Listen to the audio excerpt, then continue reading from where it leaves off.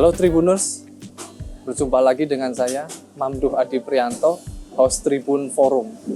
Saat ini kita bertemu di acara Tribun Forum. Tribuners mesti pernah melihat barang-barang di sekitar kita itu yang mengandung cukai. Biasanya ada segel tertentu, entah itu di produk minuman atau produk yang hasil tembakau. Nah, cukai ini adalah pendapatan atau pungutan dari negara dari barang-barang tertentu. Misalkan selain rokok juga ada minuman ringan, juga ada minuman beralkohol. Nah, di sini kita akan membahas khusus soal yang hasil tembakau itu atau cukai, barang-barang cukai tapi dari hasil tembakau. Nah, DBHCT atau dana bagi hasil cukai hasil tembakau ini itu adalah hasil pungutan cukai dari masyarakat. Sesuai peraturan Menteri Keuangan, itu 50% dari dana bagi hasil cukai hasil tembakau itu nanti dikembalikan ke masyarakat. Gunanya untuk apa? Banyak. Dari kesejahteraan masyarakat sampai pembangunan, terutama di bidang kesehatan. Saat ini kita sedang berada di Banjarnegara. Nah, kita akan berbicara terkait dana bagi hasil cukai hasil tembakau di Banjarnegara ini seperti apa. Di sebelah saya sudah ada dari pemerintah Kabupaten Banjarnegara. Yang pertama di sebelah saya ada Pak Triatmojo Ponconugroho, SME. Ya, Selamat pagi. Selamat pagi. Beliau adalah asisten 2 bidang ekonomi dan pembangunan Seda Kabupaten Banjarnegara. Kemudian di sebelahnya lagi adalah Pak Trenggono. Pak Trenggono adalah analis kebijakan di bagian perekonomian Seda Kabupaten Banjarnegara. Oke, Pak Ponco, saya panggil Pak Ponco ya Pak? Ya. Atau Mas Ponco Mas ini? boleh. Mas saja? Biar kelihatan lebih muda. Oh, gitu. biar kelihatan muda seperti saya gitu Pak. Ya.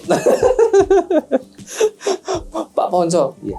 ini terkait dana bagi hasil cukai hasil tembakau yang saya tadi di prolog itu terangkan. Itu kurang lebih seperti itu ya Pak ya? Atau ada yang hal-hal yang spesifik lagi Pak menurut Anda Pak? Oh iya. Terima kasih Mas Mamduh ya. Betul. Iya. Kaitannya untuk DBHCT itu memang kan regulasi kita masih menggunakan PMK 215 tahun 2021. Kita PMK tentang penggunaan, pemantauan dan evaluasi dana bagi hasil cukai hasil tembakau. Ini berlaku menyeluruh seluruh Indonesia karena ini dasarnya adalah peraturan Menteri Keuangan. Di dalam peraturan Menteri Keuangan 215 tahun 2021 ini sudah diatur sedemikian rupa oleh pemerintah kaitannya dengan penggunaannya. Kita di Banjarnegara untuk tahun 2000 mulai 2021, 22 sampai dengan 2024, alhamdulillah kita cenderung adanya kenaikan pendapatan dari DBHCT. Tapi di tahun 2024 mungkin karena mungkin di pemerintah pusat sendiri juga mungkin kaitannya dengan kondisi ekonomi makro maupun ekonomi internasional, sehingga kita di tahun 2024 penerimaan DBHCT kita turun kurang lebih 1,2 miliar untuk alokasi murni di tahun 2024. Dari angka 12,7 kita di tahun 2024 kita hanya menerima sekitar 11,5 miliar. Ini penghitungannya ini dilakukan oleh teman-teman dari provinsi. Tentunya penghitungan ini juga mempertimbangkan berbagai aspek, termasuk kita dianggap sebagai daerah penghasil cukai ataupun kita dianggap sebagai daerah penghasil tembakau, karena beda antara penghasil cukai dan penghasil tembakau. Karena cukai tentunya kan lebih banyak di wilayah-wilayah Pantura seperti Kudus dan sebagainya yang punya jarum. Kalau kita di wilayah tengah selatan, memang kita fokus penerimaannya dari kita dianggap sebagai penghasil tembakonya, seperti itu. Oke. Untuk terkait penggunaannya Pak atau untuk pemanfaatannya, ini kan dari dana pemerintah pusat ya Pak ya? Ya. Kemudian pembagian atau jatahnya itu dilakukan oleh pemerintah provinsi. Betul. Besaran setiap kabupaten kota juga tidak sama ya Pak ya? Iya, berbeda. Itu pertimbangannya apa Pak? Ya, pertimbangan untuk kita di kabupaten menerima bagi hasil tadi. Ini kan punya bagi hasil ya, sama bagi hasil DBHCT dana bagi cukai hasil tembakau. Ini tentunya yang pertama terkait dengan tadi kita yang paling pertama menjadi prioritas pembagian adalah kita dianggap sebagai daerah penghasil cukai atau bukan. Karena kalau kita dibanding dengan teman-teman kabupaten lain yang punya pabrik rokok, tentunya ya kita kalah jauh. Seperti halnya Kudus. Kudus kan sebagai mayoritas jarum Kudus itu menghasil cukai di Jawa Tengah. Sehingga kita mungkin tidak 1/10-nya juga tidak. Karena kalau Kudus itu penerimanya itu sampai 200 sampai 250 miliar. Kalau kita kan hanya sekitar di kisaran angka 11 atau 12 miliar. Kemudian yang kedua, pembagian itu berdasarkan dari sebagai daerah sentra penghasil tembakau. Kita di Banjarnegara ada 5 kecamatan di wilayah atas yang menjadi penghasil tembakau. Yang pertama ada di Kecamatan Batur, kemudian Pagentan, ada Pejawaran, kemudian ada Karangkobar dan Kalibening untuk daerah-daerah penghasil tembakau yang ada di Kabupaten Banjarnegara. Dan tentunya dua hal tadi ini sebagai dasar teman-teman di provinsi ini dalam rangka untuk membagi besaran DBHCAT dana bagi hasil pemerintah pusat oleh provinsi ke masing-masing kabupaten kota. Oke. Itu. Penggunaannya juga kembali ke masyarakat. Yang tadi saya katakan sesuai peraturan Menteri Keuangan itu 50% kembali ke masyarakat. Betul ya Pak ya? Ya, mungkin perlu kami tambahkan Mas Mabdo, ini kaitannya untuk penggunaan. Penggunaan itu memang sudah diatur di peraturan Menteri Keuangan 215 tahun 2021. Itu pembagiannya kurang lebih ada 3 bidang. Ini yang pertama bidang kesejahteraan masyarakat, kemudian bidang penegakan hukum, dan yang ketiga adalah bidang kesehatan.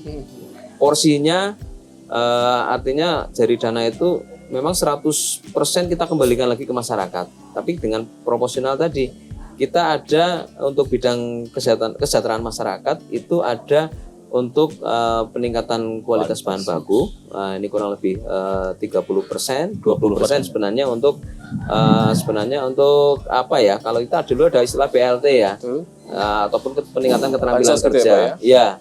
Kemudian yang 10 itu untuk penegakan hukum, kemudian yang 40% itu untuk kesehatan. Tapi pada saat pelaksanaannya tentunya ini boleh dipindah-pindah. Fleksibel artinya fleksibel. Khususnya tapi hanya untuk yang bidang penegakan hukum ini tidak boleh. Tidak boleh melampaui 10%. Tapi untuk yang katakanlah di peningkatan kesejahteraan masyarakat atau bidang kesmas, ini boleh digeser untuk ke bidang kesehatan. Seperti itu. Sehingga proporsionalnya memang khusus yang untuk bidang kesmas maupun yang bidang kesehatan ini bisa bisa berubah menyesuaikan dengan kondisi dan kebutuhan masing-masing daerah. Itu seperti itu. Oke. Kalau dilihat Pak penggunaannya Pak ke masyarakat tahun 2023 seperti apa Pak tahun lalu ya? Karena ini kan tahun 2024 belum running mungkin Pak. Iya. 2023 seperti apa Pak? 2023 untuk penggunaan DBHCHT kita dari 3 bidang tadi kita bagi lagi menjadi beberapa program. Yang pertama kaitannya untuk bidang kesejahteraan masyarakat itu untuk program peningkatan kualitas bahan baku. Peningkatan kualitas bahan baku ini kita berikan kepada mereka para petani yang bergerak atau menanam tembakau. Bentuknya apa? Bentuknya itu sarpras, dalam arti kita membantu kaitannya dengan pupuk, kemudian alsintan, alat produksi pertaniannya, terus bahkan kita bantu juga sampai ke jalan produksinya. Jalan produksinya kita bantu dalam rangka mempermudah para petani tembakau ini untuk mengangkut hasil pada saat panen. Sehingga infrastruktur ya Pak ya? Ya, kita bentukkan infrastruktur. Ini kita bantu untuk jalan produksinya, untuk kegiatan program peningkatan kualitas bahan baku. Terus kemudian kita juga ada di kesejahteraan masyarakat kita untuk peningkatan keterampilan kerja.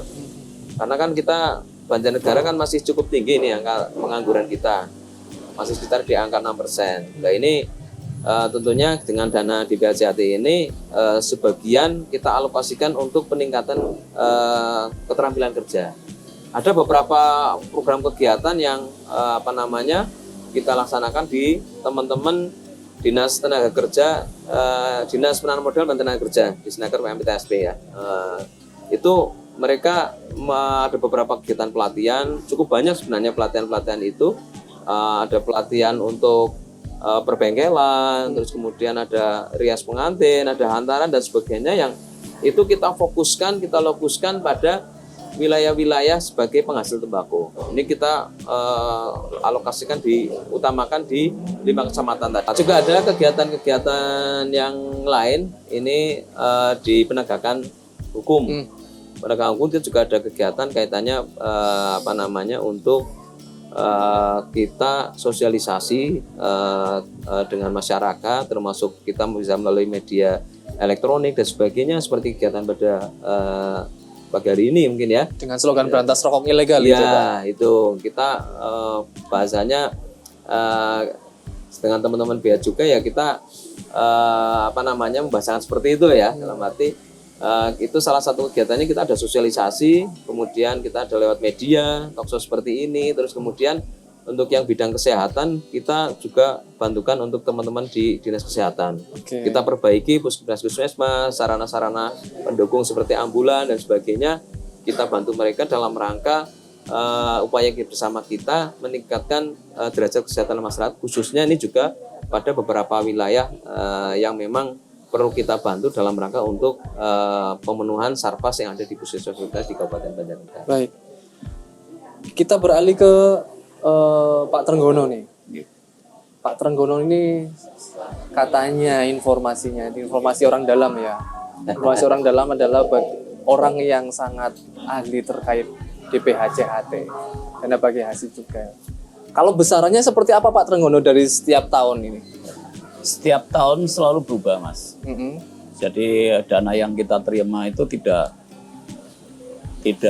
tentu angkanya, tergantung dari persentase pusat. Jadi dari pusat turun ke provinsi, nanti di provinsi dibuatkan perbub, nanti baru dari peraturan gubernur itu kita mendapatkan alokasi dana bagi hasil cukai. Tahun ini seperti apa Pak? Tahun ini kita turun. Karena tahun lalu kita dapat 12,7, tahun ini kita hanya 11,5. Jadi turun 1,2 miliar lah kira-kira.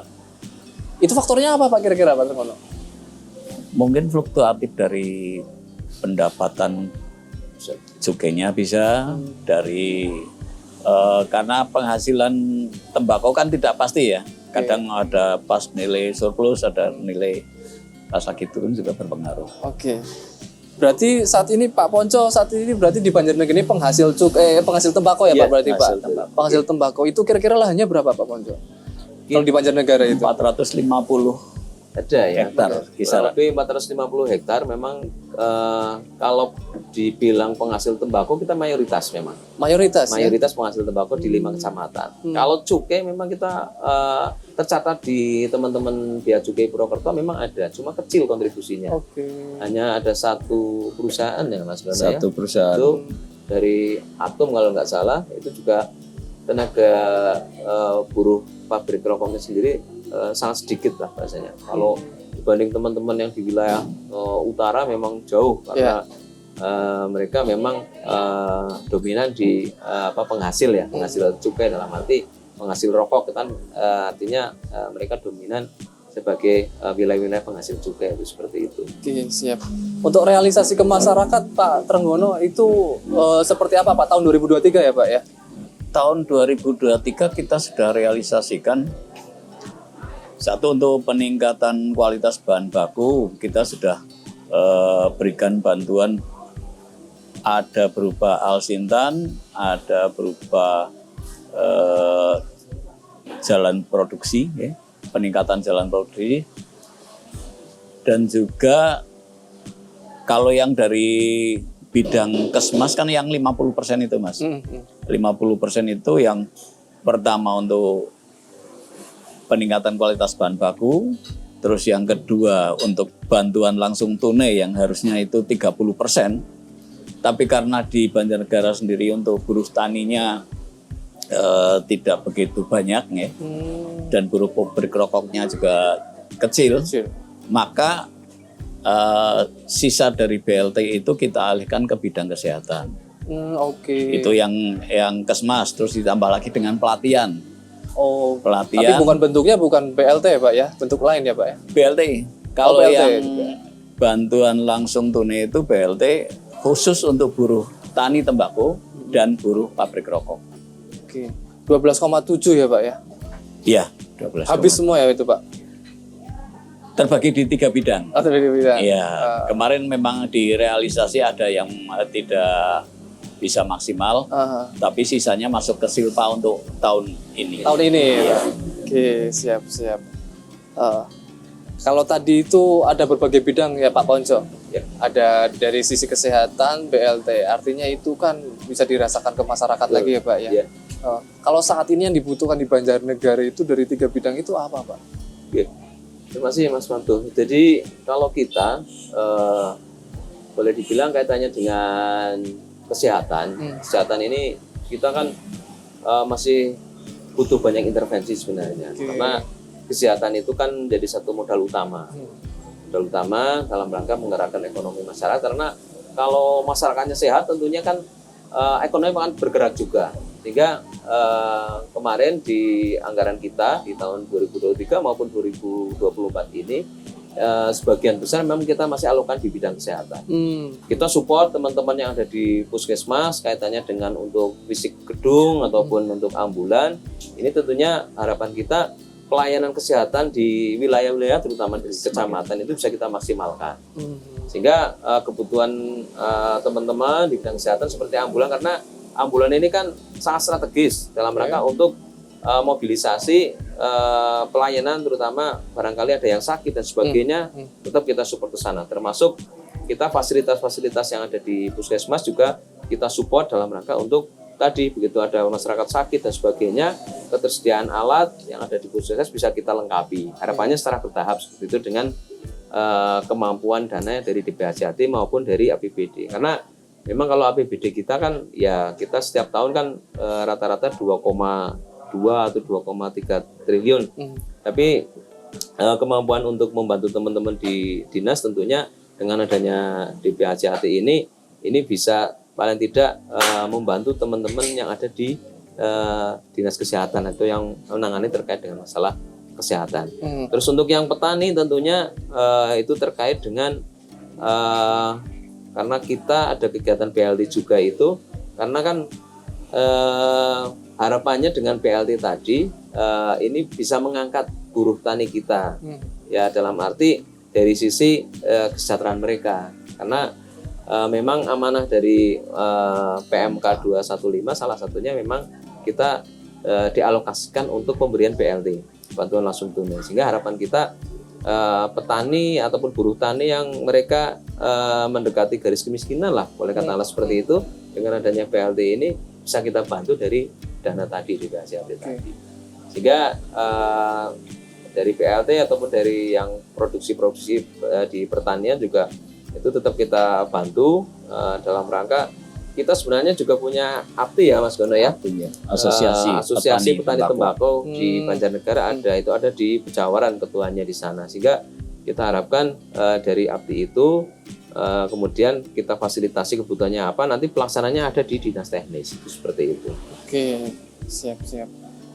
Untuk terkait yang dari kesehatan Pak, apakah bisa mengintervensi segala bidang Pak? Misalkan saat ini kan dari pemerintah pusat sampai pemerintah daerah itu kan gajian besar untuk menekan angka stunting ya Pak ya. Betul. Nah itu apakah bisa digunakan untuk itu Pak?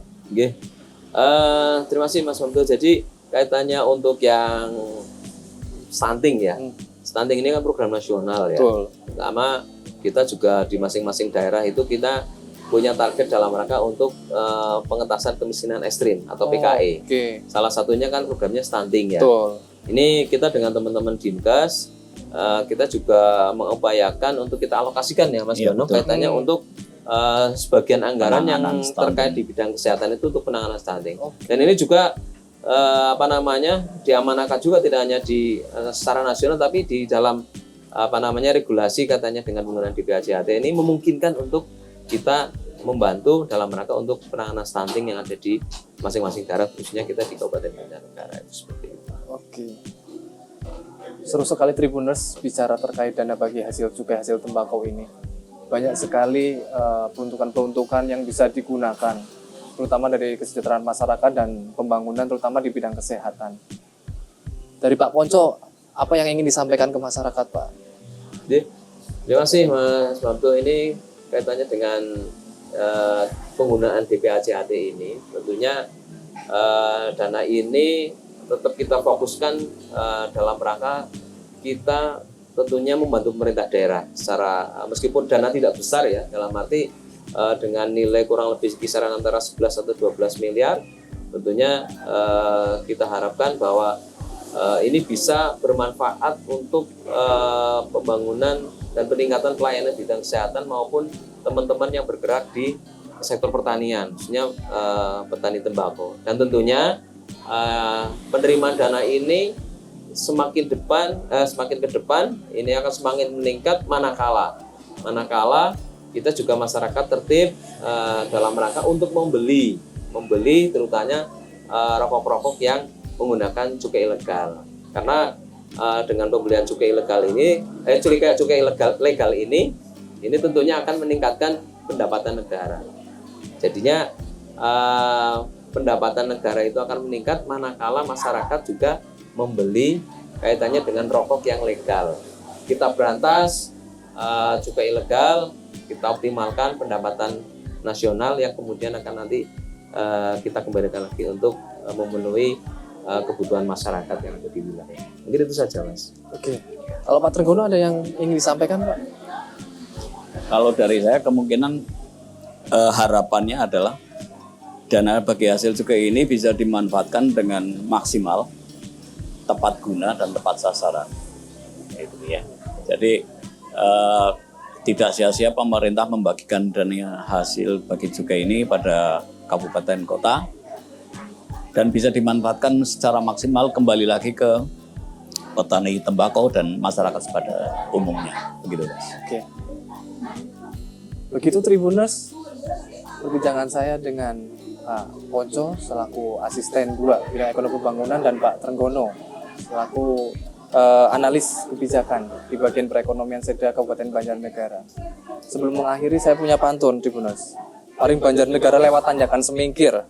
Salak buahnya, gilar-gilar slogannya. DPHC HT untuk negeri, sejahtera warganya, sehat masyarakatnya. Mantap. Salam.